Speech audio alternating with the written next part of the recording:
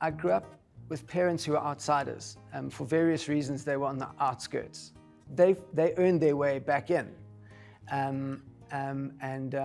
So we grew up in a tight-knit family on the edge, outside.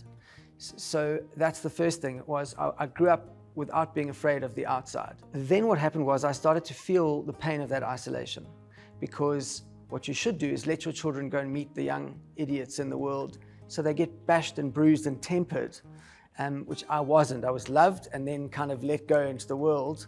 But white kids in a government school were like, it was like being raised amongst, vipers. So for me, because I was kind of artistic and alternative.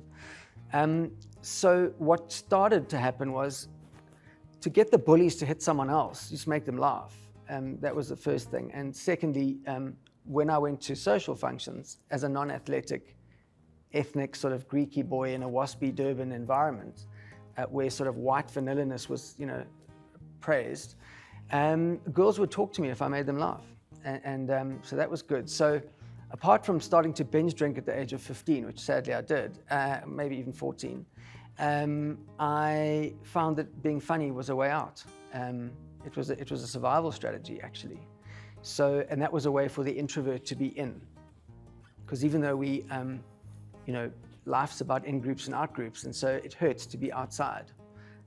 There's a pain. And so that gave me an in. But it wasn't a real in, because I didn't really make any friends. I didn't really keep those friends.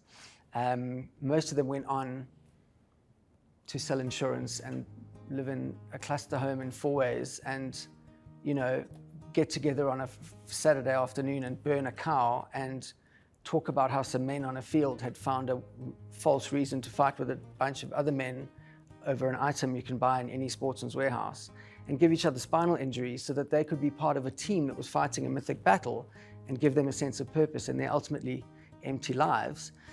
So I didn't make a lot of friends at school.